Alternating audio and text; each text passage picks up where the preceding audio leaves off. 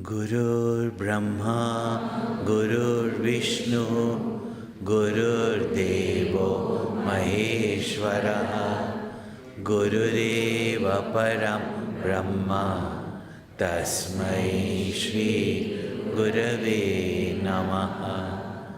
Chinmayam Vyapiyat Sarvam Trailokyam Sacharacharam Tatpadam Darshitam Yena Tasmai Shri Gurave Namaha.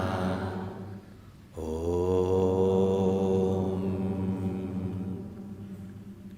Shanti Shanti Shanti.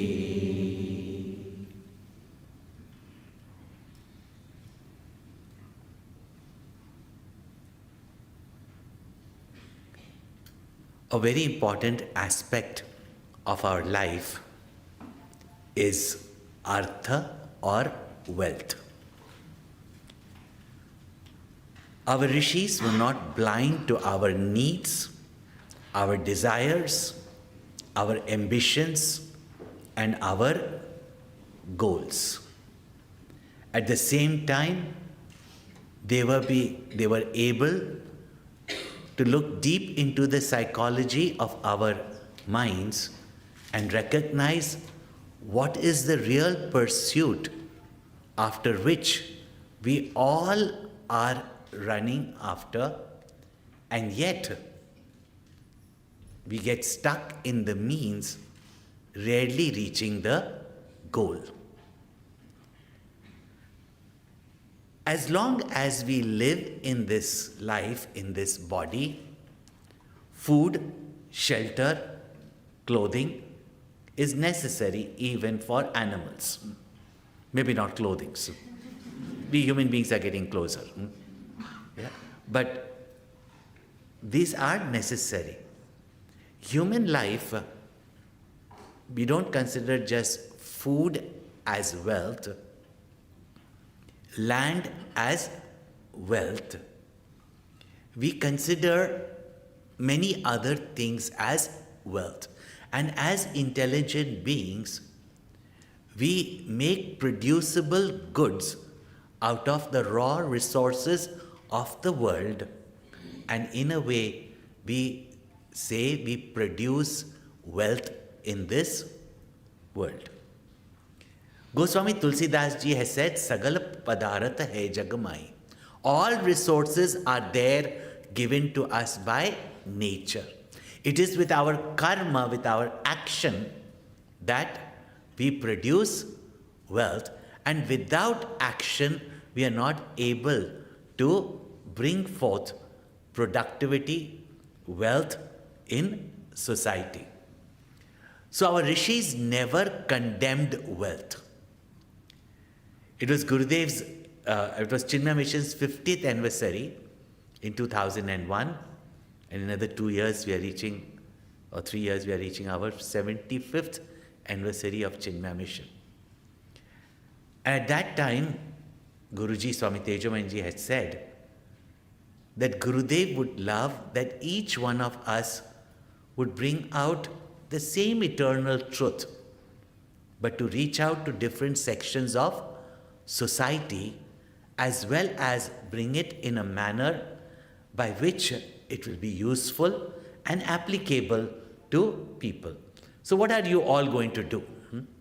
And that's the time I had conceived of listening to his various motivational discourses, even on the Bhagavad Gita, and gathering gems from all these scriptures, from his inspiring motivational discourses, and brought a series of talks called as life management techniques. They become very popular. Then this CDs were made, which also became very, very popular. It was used as resource material in various corporations. But however, wealth generation, wealth management, all starts with, first of all, what is our attitude towards wealth? Why is it that most people, even though in their life for themselves they have been able to produce wealth, we hear of others producing so much wealth, that most people would want to have those billions. Anyone here who doesn't want? Be honest. Yeah? Because if you don't want it, you won't get it. So if you want it, you just might get it. Yeah. Is there anyone here who don't want to make billions like some of these people? We all want wealth. Yet the first thing that comes to our mind, and unfortunately also, people from religious platforms keep on condemning wealth, right? And therefore you develop a guilt of wealth. Yeah. First and foremost is, be very honest with yourself. People want wealth. Yet, when they look at a wealthy person, rather than recognizing their own envy of it, they will say, these dirty rich people. Yeah? See, everybody is not dirty rich. There are people who are dirty and rich. Yeah? But richness is not dirty. In fact, in Bhagavad Gita also, Krishna says, to be born in the homes of the rich and the good is by those people who have lived a virtuous life of spirituality, so that if they have not attained in one life, the next life they don't have to worry about food, hunger, thirst, etc. Because otherwise you go to a person who has got no food to eat, his family is perishing, and you suddenly give them a big lecture on religion. Though they follow it much better because they know the reality of life. Others live in the illusions of life. So first of all, this notion that wealth is dirty. Wealth is neither dirty, wealth is neither divine. It is how we produce wealth, for what do we produce wealth, and how we use that wealth that makes wealth divine or makes wealth dirty. Because psychologically, if you say dirty rich people and not admit it is out of envy, at least if you admit out of envy, then we know that that's also what we want. So first of all, remove that notion, dirty rich people. There are people who become rich through wrong ways. But there are others who can make wealth without being wrong. And don't say, don't show me. Yeah. In this world of relativity, it is possible. Because if psychologically you think like this about rich people, then what will happen is that either you have to become dirty to become rich, and therefore children are today hearing this conversation from parents, particularly in certain countries, where they say, "Arre, until unless you are a psycho-fine chamcha, you can't become wealthy. Unless under corruption, you can't get wealthy. This type of wealth you can't get until unless you are dirty." So those who want wealth, They think about dirty ways of gaining wealth. I'm using that common word. Means wrong methods of gaining wealth. Or those who are good generally don't attain wealth. Why? Because they don't want to be dirty. See, this limitation comes first and foremost in your mind. Therefore, our rishis have given us the complete psychology. Now, if you think that I'm going to speak about, you've got about, I think by now all of you got at least 10, 50 millions. You're laughing means you have it. Okay. Don't worry, I'm not going to be. Oh, where do I invest it? Swamiji, can you tell whether stock markets will still be bullish for some time? And when should I sell my products? And which stocks should I invest? My talk is not on that. First only I tell you. So in case some of you have come for that, don't be disappointed. I'm not a finance analyst. Yeah, and finance analyst analyze for you, or finance consultant consult you and make money out of you. But if they can tell you how to make money, why don't they make money? Yeah. So I'm not talking about that. I'm talking about the framework of our mind, which once corrected, there is no limitation of acquiring wealth. Another thing we have to understand is difference between being wealthy and being rich. Yeah? Not having much money and being poor. Some of the greatest people in the world who today may be the richest world or even wealthy people of the world, there are many a times they have said that they have lost all their wealth, but poor they have never been. And the best example is all of us sitting here. How many of our parents were that wealthy? Some of them may. But with whatever wealth they had or they could produce, even today, they kept us as prince and princesses or not? Yeah. Did we ever feel, even if there was not enough money to bring food, that there was shortage of food? Rarely. Is it not? This is called as richness. Richness is not about how much wealth, how much bank balance you have. It depends upon your attitude that with whatever wealth you have, you make use of it to live a joyful, harmonious, happy life. And if you have that much, then consider you are never poor. Poor is that person I can say that Austin gives allergies. Because from morning, ever since I've entered Austin, okay.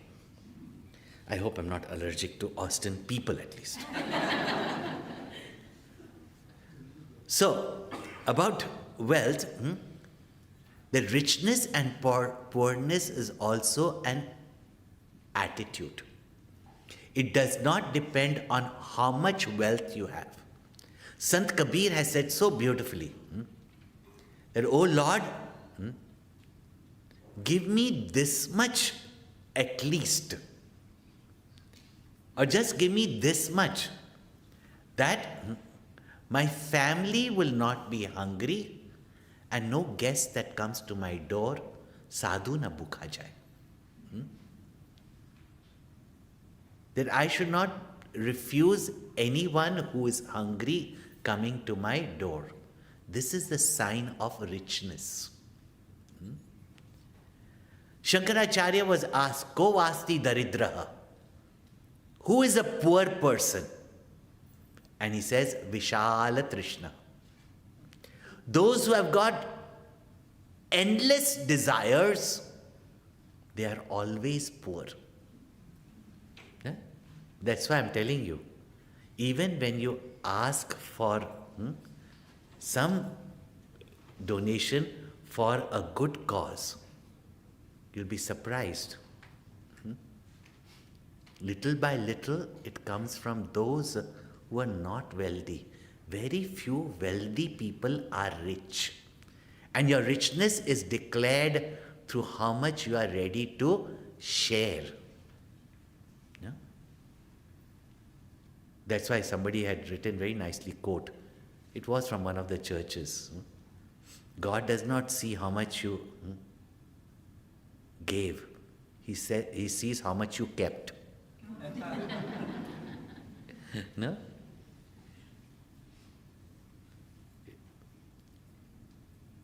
So those who have got endless desires, even if they've got wealth, they are poor only. That's why you go to any one of those times.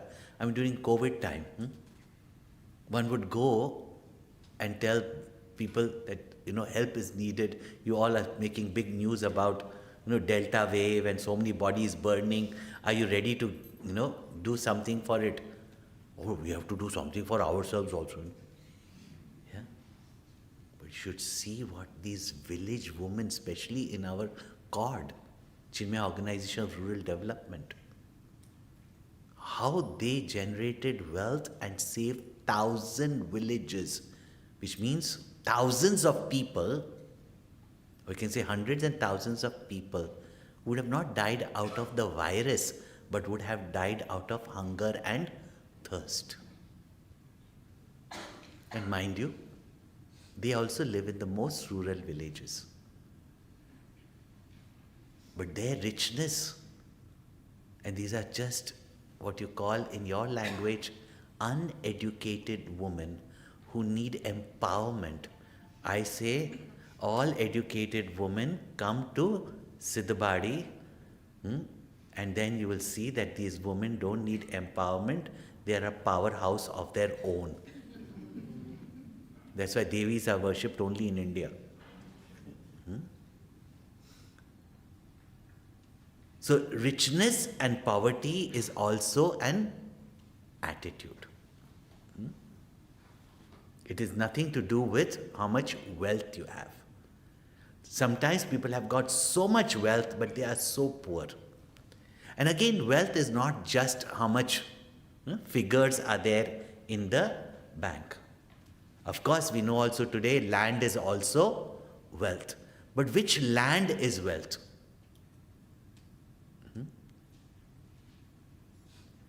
Most Indians, they think that the moment they bought a house, they've got an investment. No, your house is not an investment. It's a liability. Because you keep spending. Of course you need it. That's not the matter of fact. But that is your asset which will generate you more wealth. These are few basic things that we have to understand. And the greatest wealth we have is our health, and our ability, our talents. Don't underestimate that. Today we are talking about intellectual asset, human asset. We don't value that. We don't value the very people in our life. So they are our assets. We talk about huge corporation where there are no corporation with each other.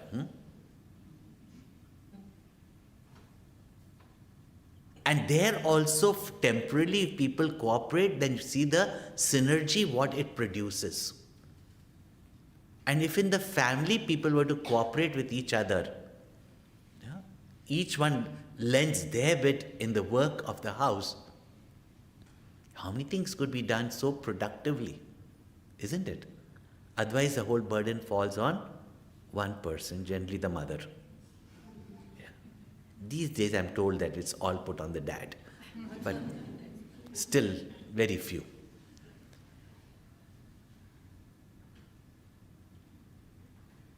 So, what is our wealth? Health is our wealth. Because when there is good health, there is energy, there is productivity. And therefore, that is your capital for wealth. But most people destroy their health to attain wealth and then spend all the wealth to regain health at an age where they are going to soon die. See, this is the irony of life. Actually, really speaking, wealth is the greatest comedy. That's why we've also pictured, that kind of wealth as Kuber. Chinese have made it like one of those frogs, no? Have you seen those? Toads, not even frogs, toads.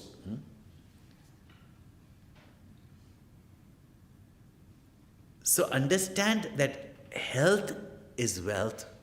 And if you have health, you can produce wealth. Otherwise, even if you've got wealth and you don't have health, you cannot make use of your wealth also. Time is wealth. And all of us have got a fixed time upon this earth. Each one has got his own credit card. What we do in that time, and everybody has got 24 hours a day. Yet see great people, what they have been able to produce. Yeah. If you just go and see at our bookstall, and I tell you, even here, not even quarter of those books will be there. How can one person like Ved Vyasa, Shankaracharya, our own Gurudev, in his lifetime be able to, tell me, can corporates do 100 schools? A university that costs even just to make the buildings $100 million? Which corporates can do on their own? Think about it. Which corporates can manage multifaceted businesses? Very few of them do that, isn't it? How could people like Gurudev not only generate funds for it, effectively use it for greater productivity in society and therefore help generate wealth? And not for himself. He was a sannyasi. See? How is it possible to do that? And yet people struggle to even make two ends meet.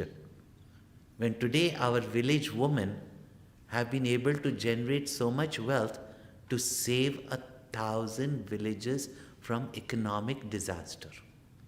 And mind you, not by begging, but all the expertise and the confidentiality and the confidence that they have built, right?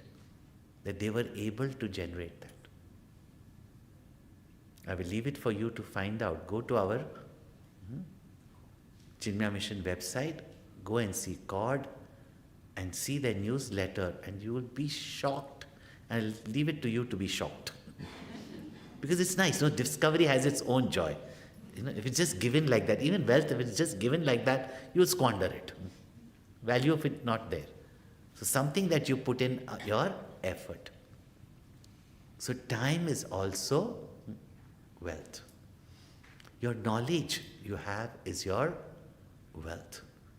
Your upbringing that you have got is wealth.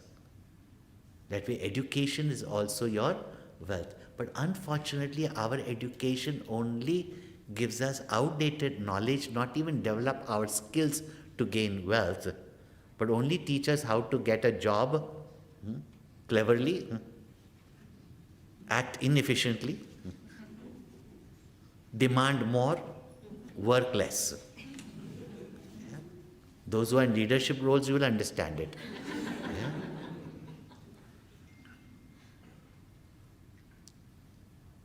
This is how we view wealth. Now, we have a short session. Now see how beautifully what is our attitude towards wealth. Yeah? And how we must understand the role of wealth in our life. Ishavasya Upanishad clearly says that those who neglect their spiritual development, they live in darkness. But so those are those who neglect their material development also. Because through material development, you go beyond hunger, thirst, and this kind of suffering, where your mental energy is available for more expansion, for more development. Yeah? That's why when Vivekananda came to Chicago, everybody realized, hey, these Indians are quite intelligent. So all of them were ready to bring religion to the country. He said, we've got plenty of it in our country. At the moment, we need your technology. Yeah? So, what is the role of wealth in our life? Our rishis did never condemn wealth. In fact, in our country and probably only in Bharat, that wealth is worshipped as Mother Lakshmi. Wedded to Narayana, so that we are not hypocrites. To live in this world, for our needs, we require wealth, whether it's in form of grains and food or in other method. Today, really speaking, water is wealth. Soon air will become wealth. If you're not careful. Are these not really the sources of our wealth? Very beautifully what has been said in the Upanishads and the Veda, and those principles I will speak to you here, very beautifully summarized by Shankaracharya, and very often we read these scriptures, but we do not see the co-relationship of wealth with spirituality, and rather we only get into this condemnation of wealth. Our rishis have never condemned wealth. In fact, Rudram and Chamakam, which I'm sure you must be chanting here. Chamakam, how much have you said? Give me this, give me gold, give me this, give me gold. Otherwise, the rishis must be very greedy. They didn't say, take away all my wealth. Yeah.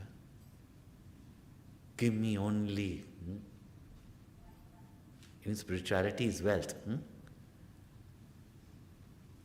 Because for the sustenance of this world, wealth is required. What they have condemned is the greed for wealth. Therefore, Shankaracharya has summarized it very beautifully in Bhaja Govinda. Many of you may have studied it, but sometimes from a different angle. Mood jahihi dhanagama trishna. It is not said that wealth should be given up or the pursuit of wealth should be given up. But what is being pointed out is to give up the greed for wealth. As some great saints and sages have said, there is enough in this world for each one's need. There's not enough in this world for one person's greed. Very often we were told this story of Alexander. Why they call him great is another thing. Yeah? We all just say Alexander the Great. Yeah? What was great? Anyway, Alexander did not conquer the whole world. He came up to the borders of India, got into India, whichever way. But you see this India, no? Really speaking, we Indians have become like, ja, gade mujhe lat maar. No? Yeah, come, you know. Because we had so much and plentiful that in our giving, we didn't realize that we were being looted. Yeah? And we did not protect. Anyway, Alexander came there. Yeah? And we have a duty towards our national wealth. Alexander came there, but this country is protected by God only, even now. Yada yada hi dharmasya glanir bhavati bharata. Tada atmanam srijamyam. Bhagwan only has to come and look after us. And you know, he has kept his army, which you call, that keeps all foreigners away from this country, as well as NRIs.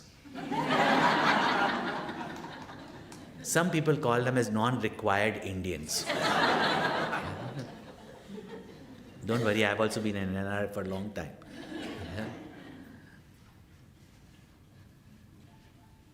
And that is called as Delhi belly. Amoebic dysentery. You know, those who come from very sanitary places. In India, they learn to coexist with bacterias, amoebas. They are our ancestors, according to, Darwin. So they have right over your body. They are Pitrus. They have right over your body. Anyway, Alexander got Delhi belly. They became all so weak that Alexander was leaving. And the story is that when he was on his deathbed, he knew he was going to die. So he already, there are many people even now, you must see all these big posters. You plan your own funeral because your children are not going to do it. So you plan your own funeral where you will not be present. What you spend money on? Say, go put this body anywhere. Yeah, you don't need it anymore. Rather give that money, not for people to drink champagne over your dead body. See how ridiculous, money is spent. So he planned his whole funeral. I said, my coffin, keep a hole in my coffin and keep my hands out so that the world can see that the emperor of the world goes empty-handed. I also had heard this story, told to us. And I also used to say it with the message that finally, mutti bandh kar aaya jag mein, haath pasare jayega. We are not going to take any wealth with us, not even a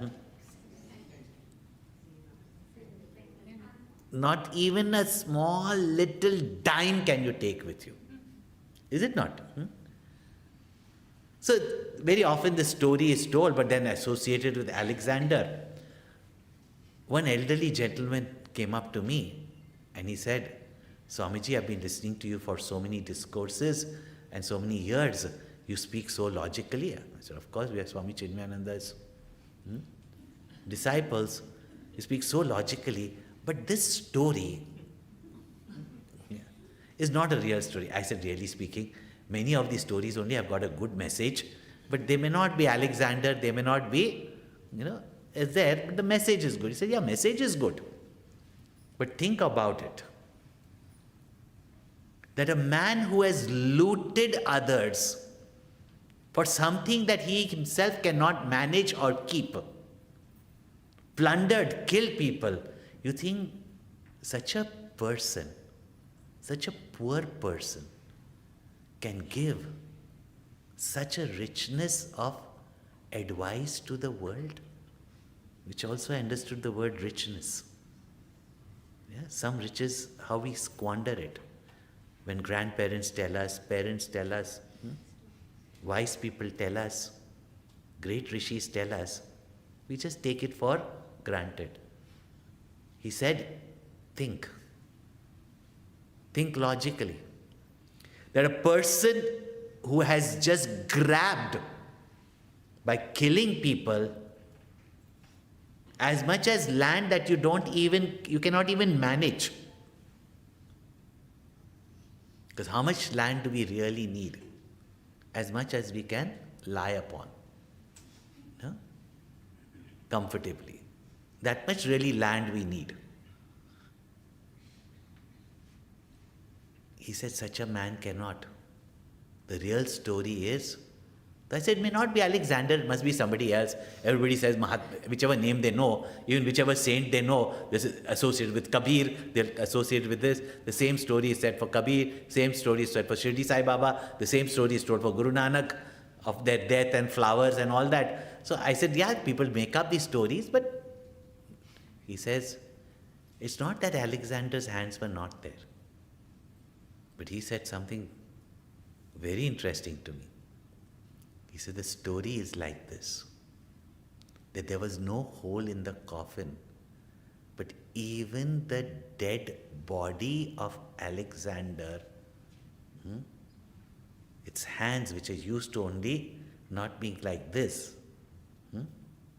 but spread like that, broke open the coffin and his hand came out saying, give me more, give me more, give me more. This Trishna, this greed takes us to death, where such people don't even enjoy their wealth. They think that they enjoy, but they don't even enjoy their wealth. Their son-in-laws do.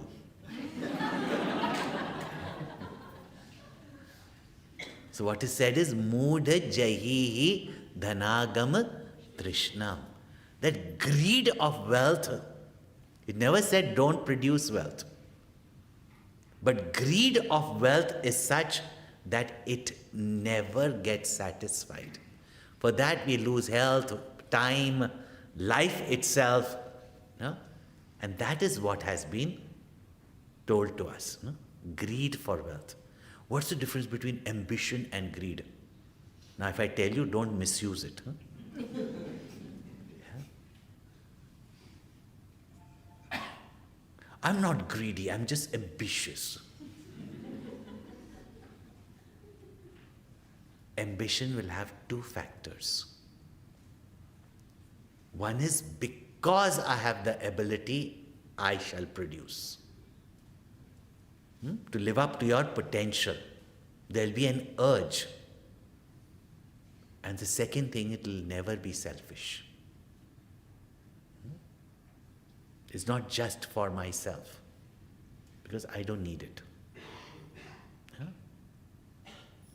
So these two things make ambition and greed different.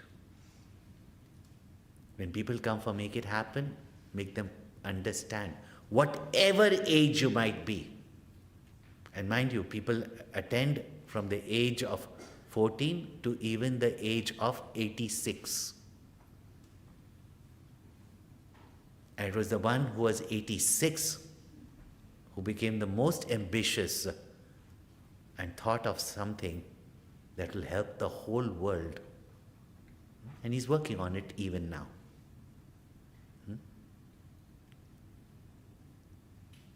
So, there's difference between ambition and greed. Then he says, Kuru sad buddhim manasivi trishna. Keep your mind on something greater, nobler, higher, the truth. Have clarity of vision. Wealth is a means, wealth is not the goal of life. It's what we do with wealth that even gives us pleasure. Yeah, there are some people who have illusory pleasure. They keep on looking at their wealth. They keep on looking at their bank statement. But it is of no use to them. No? So how? Kuru sat buddhim manasivi trishna. Yeah, but then what? Should I not earn wealth? Who said that? That's why we started with the backwards first. Yallabhase nij karmopatam vittam tena vinodaya chittam. He says, that which you can earn with your own honest efforts. Whether even intelligent investments. And know one thing, there are some people who say, and they're not necessarily wrong, that we all have come with a certain destiny. Even though when Shankaracharya writes, he's not talking what you get with your destiny, you live with that. With your destiny, there is a certain capital which will be given to you as a result of your past actions, your past investments, your past contributions. You are bound to get it. Therefore, food and other wealth which you require in your life, your destiny is going to bring to you. But they say you can only enjoy what is there in your destiny. Remaining, you may even earn a lot of wealth. If you don't use it properly, which is also karma only, you will not enjoy it. And therefore, there are many people around the world. There are millions of people leaving millions in their Swiss banks.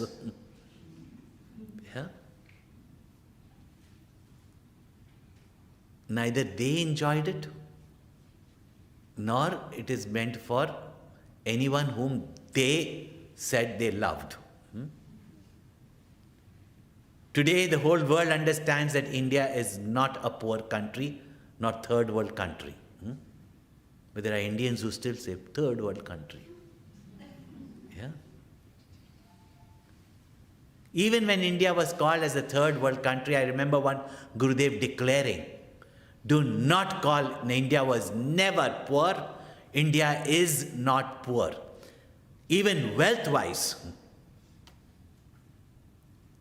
if we do not invest back into the corporation, the family, the institution, or in the nation, or back into the world, which is called as yajna, if we do not invest back, then there is poverty. And India went through a phase, and we may claim that people looted India so much. Today also, if you go to some of the museums, you will be shocked of the wealth that was there in India. People pay money to go and see that also, and make them get more money. What amount of wealth that was there in India is shocking, but the amount of wealth that was there in India the last few years also is shocking. And this time when I was in one of the countries which is also considered by many as a poor, not country, continent only. And I was speaking to them, and their diplomats were telling me that what do we do with these corrupt politicians? Their diplomats, their corrupt politicians. I said, for everything you can learn from India.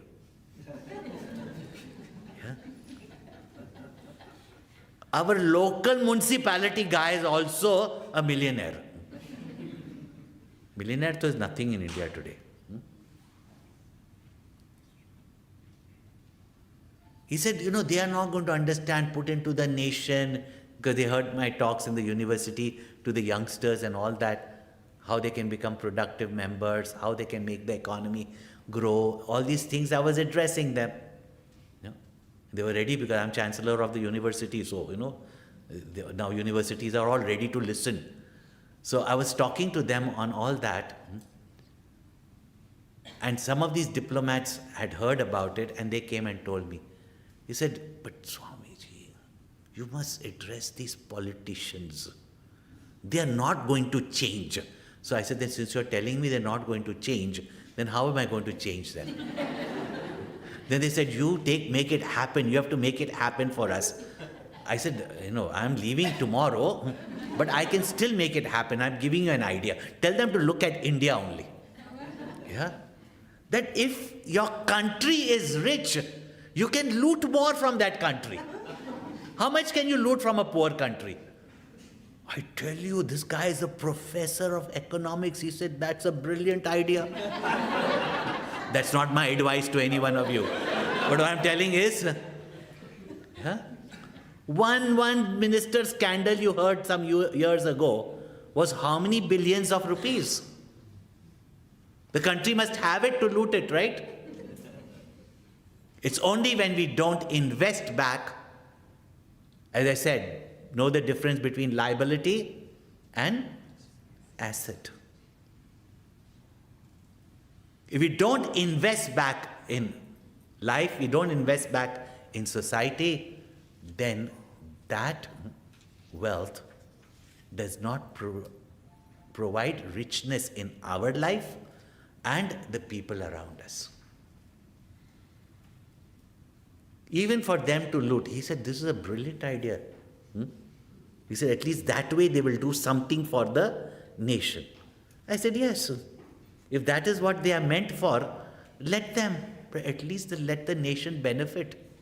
And if they've got plenty, let some person take it, doesn't matter. At least they have got enough. And they can also loot more. Again, it's not my advice, please.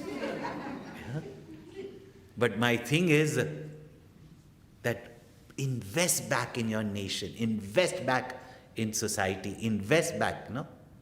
Therefore, Kuru Sadbuddhim, that's the meaning of Sadbuddhim, no? And understand the place of wealth. I remember once my cousin, when we were children, just turning teenage, come from abroad, stayed there for many years. And it was quite fascinating those days. Anybody came from abroad and they brought with them jeans, t-shirts, hair gel. We took one life boy and that was enough, right? We didn't have shampoo, conditioner, face wash, body conditioner, body lotion. Yeah. But we saw all these things, we were fascinated. And then he would show, how many, and then of course, if you change it from dollars to rupees, it would be something which is quite, and then he had brought these, very branded shoes. That time all our brands were not there, but one branded shoe. I said, how much this is? Now we used to get Bata shoes for 35 rupees and wear to school. And he says 3,500 Bali shoes. Yeah. Next day he couldn't find his shoes.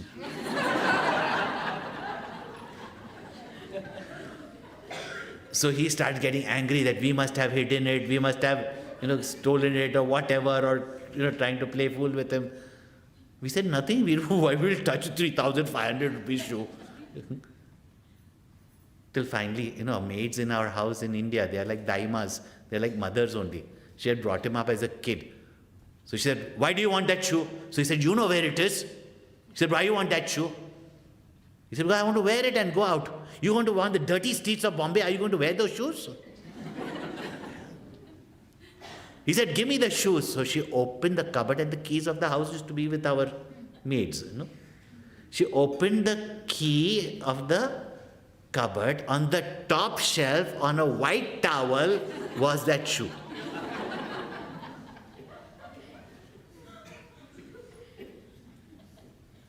See, shoe, however expensive it is, where is it worn? On the feet, right? Yeah. That's why somebody asked, what's the difference between God and man? And Gurudev said, Narayana and wealth I'm talking. Don't talk about women right now, okay? For Narayana, wealth is to serve his cause. For you, she sits on your head. Wealth I'm talking, and makes you dance. Know the right use and place of wealth. Then Shankaracharya goes to say two things. Artham anartham bhavaya nityam. That wealth which is hoarded, earned by wrong means, and hoarded, he says, putra dhana jana bhajam biti sarvatraisha vihita riti. And even look at every home. Brothers, sisters, family members fight for, they may have been given crores, but one person got 10 lakhs more. They'll go and give the lawyers, but they won't let go. Yeah?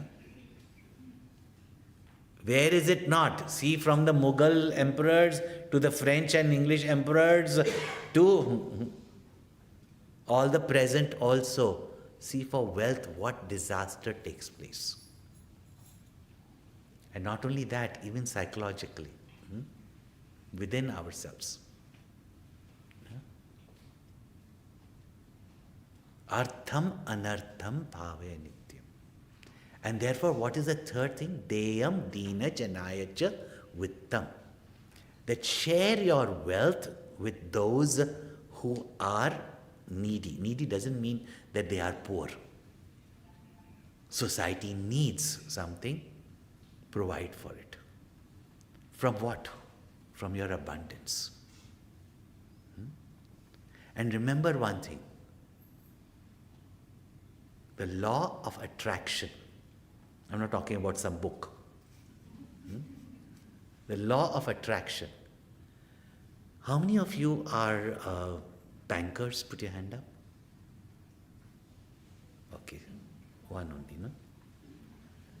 When any new person comes, a startup comes, do you readily give them money?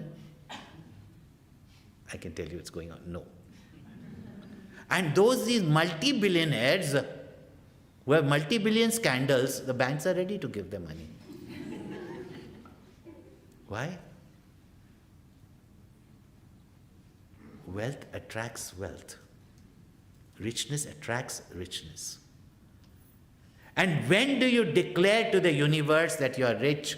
With what you have, you can share.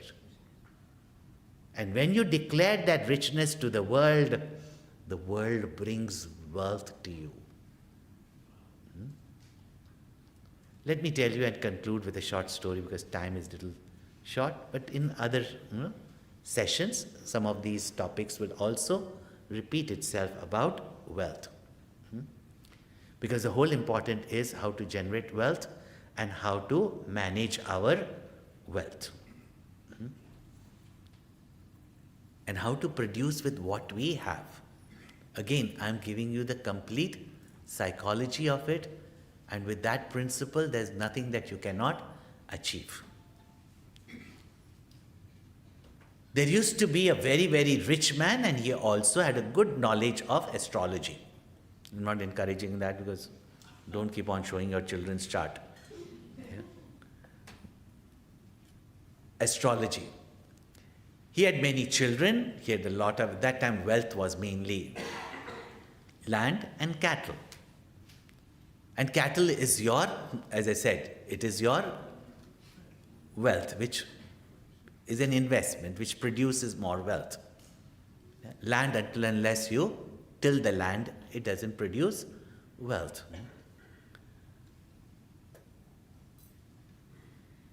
This man called his youngest son and said, you know that I know astrology. Don't think it is unfair, but I am leaving only one cow for you. Because in your destiny, there is only one cow. One cow. That's it. That time, of course, reverence for father, he accepted it. But when the father died and all his brothers, sisters had so many cows, so much cattle, he had only one cow. So one day he got really very, very frustrated. And one cow, in fact, is a lot of expense, really speaking. Yeah? That's why please, if you're donating anywhere one cow also, please donate along with it, it's maintenance.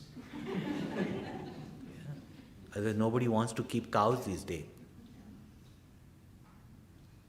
So he thought, what will I do with one cow?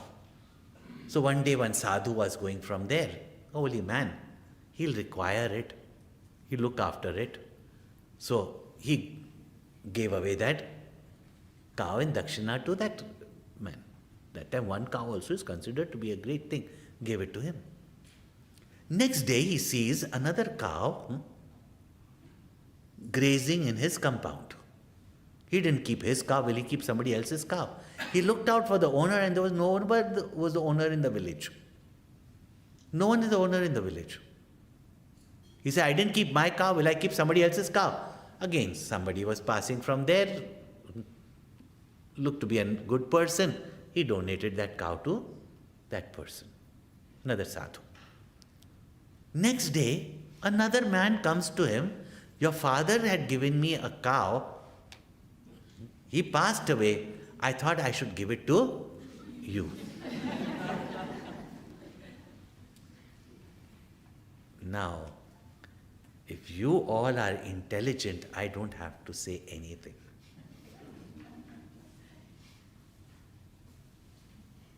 He understood that if in my destiny there is one cow, because whatever I did past life,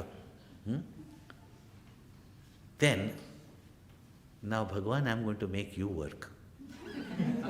He made a declaration that every day of my life, I am going to donate one cow. This is called as wisdom, which rich people have, not the wealthy. He said, I will donate one cow daily, because if in my destiny there is one cow, it will come to me daily. Now, all the kings, emperors, philanthropists, they never thought that, he must be so rich. So every day he was called to some fundraiser, he was called to some, place. Every day he lived in all these glamorous places, but all his life he had one cow. And see what he did with that one cow. Can you imagine? This life, though, he got plenty. But his destiny is only one cow. With the one cow in his life, 365 years, for another 60 years. How much does that become, bankers?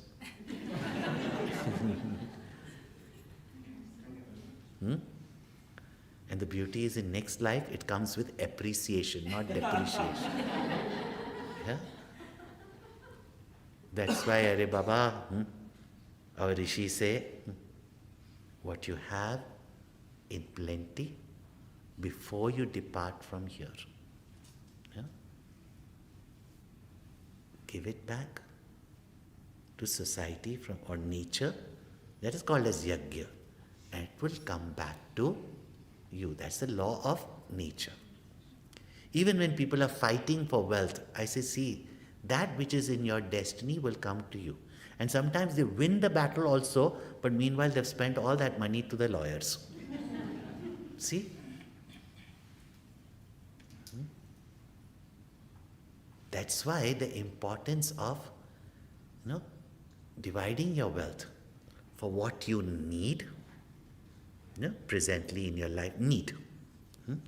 Then there are certain things that you also want to enjoy. Family also want to enjoy. But what you need must be there. And if you can provide for the needs of the family, you have actually done your duty. Needs in different places are of different types also. Right? You have done your duty. Second is, you do want something for your enjoyment, but those which are dharmic, which are harmless, which are not addictive, which is not to show off. That's why it is said that ma gridha kasya svidhanam. Don't compare yourself to others. If you can afford a Tesla, yes, buy a Tesla. But not because someone else has a Tesla. You will be miserable.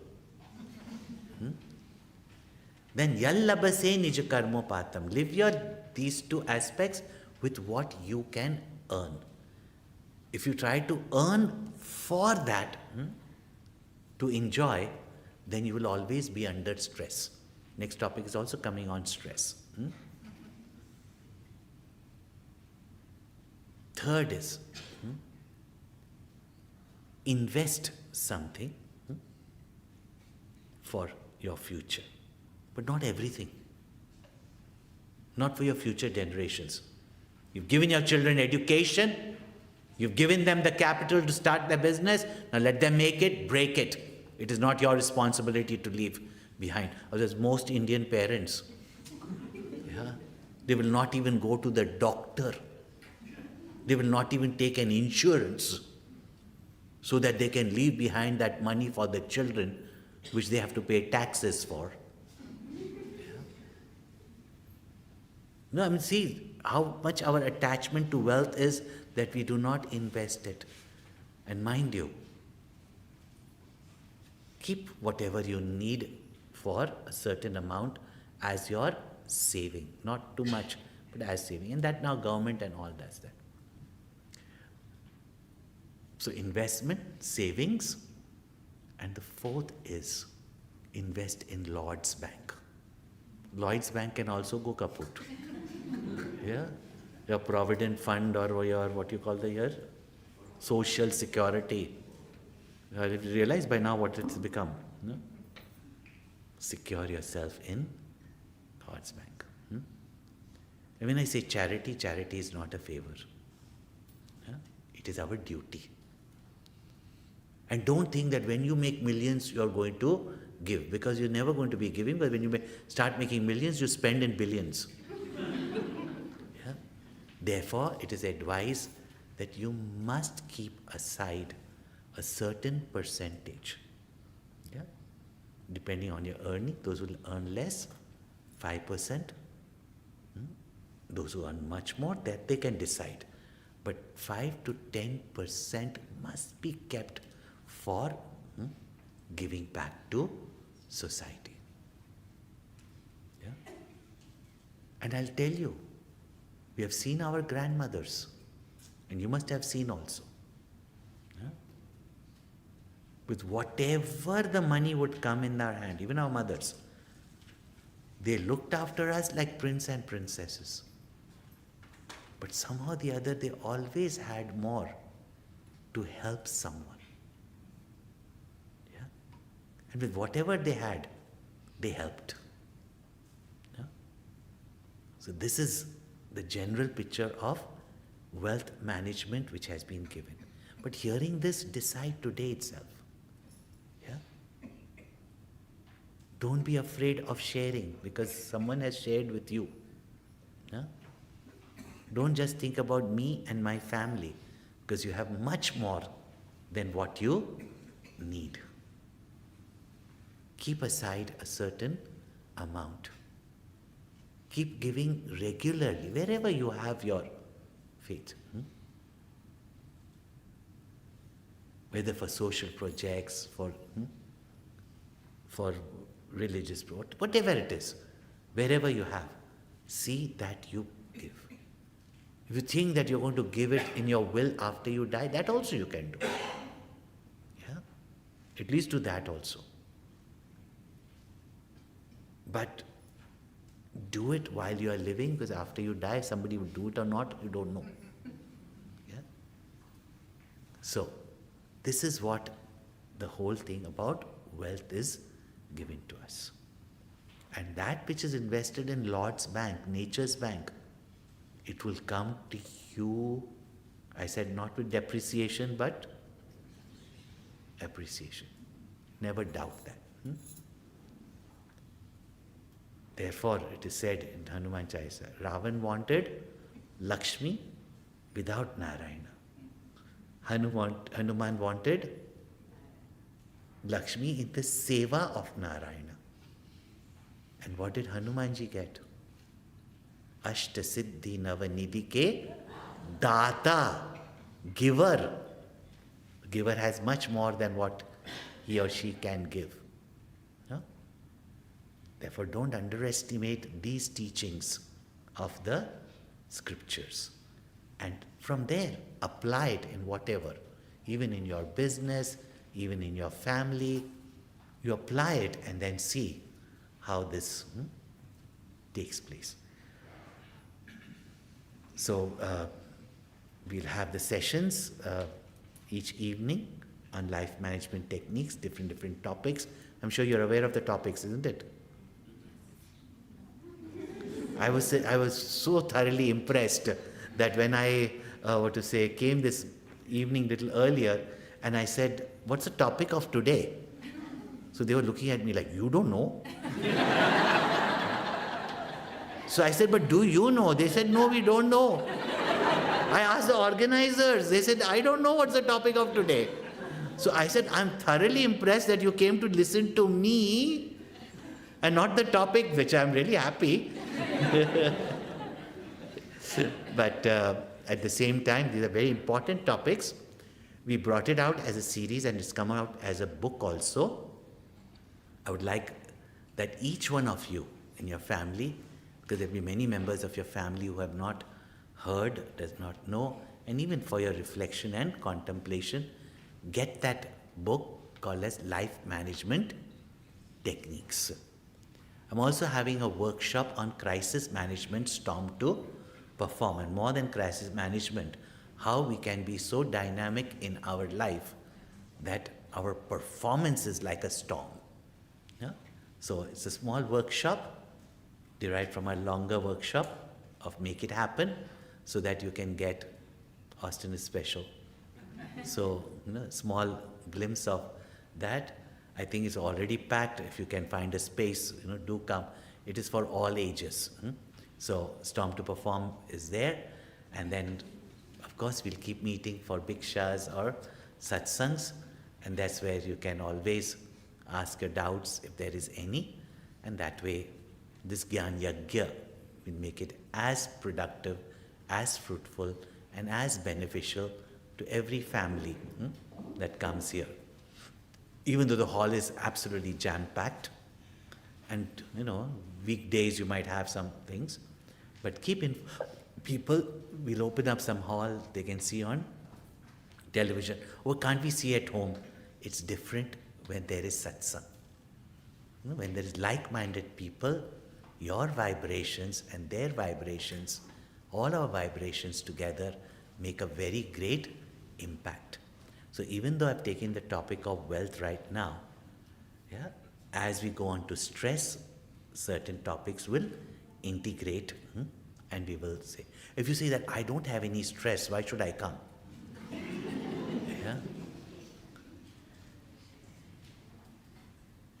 There must be some examples for us to show, right? This is not a theory. So still come to be a demonstration, and let us together make our lives and the society's life a more rich, more peaceful, and a happier society. Om Purnamada Purnamidam Purnat Purnamudachyate Purnasya Purnamadaya Purnameva Vashishyate. Om Shanti.